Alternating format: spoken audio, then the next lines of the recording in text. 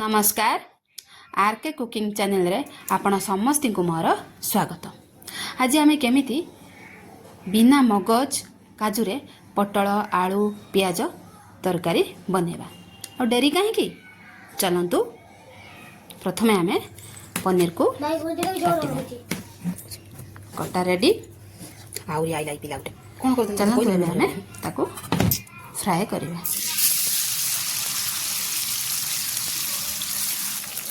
Fry हो गला अबे अन्य पात्र से काढ़ी रखिबा। अबे पटल आलू को काटिबा।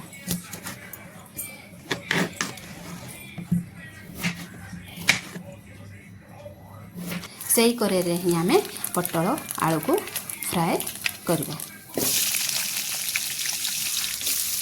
फ्राए भी हमर रेडी ताको काढ़ी रखिबा।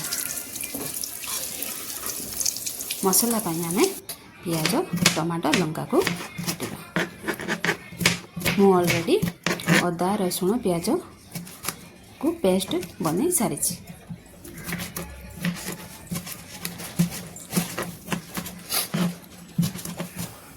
कड़ाई गरम हो गलानी से रिफाइन ऑयल पकेबा।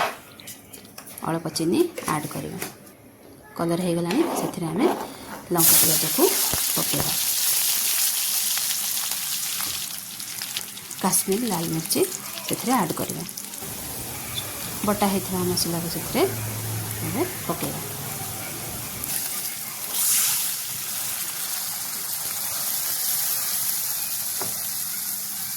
ताकि फेंटिबा।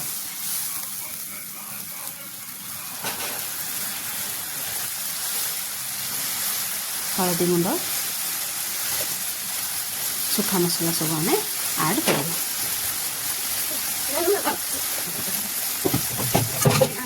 किसी समय कषा से कटा होता टमाटो को ऐड कर किसी समय कषा को छाड़ा।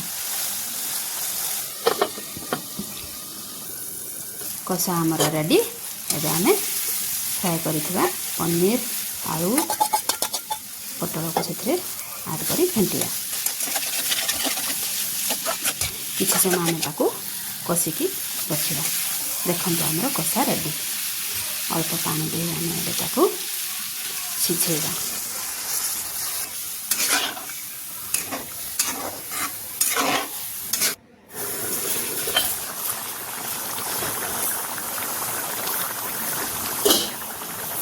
देखो आम तरकारी पूरा परफेक्ट रेडी।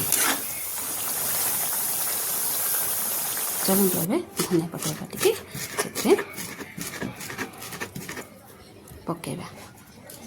चैनल रे नुआ देखुथिले लाइक एंड सब्सक्राइब करंतु एवं शेयर भी करंतु।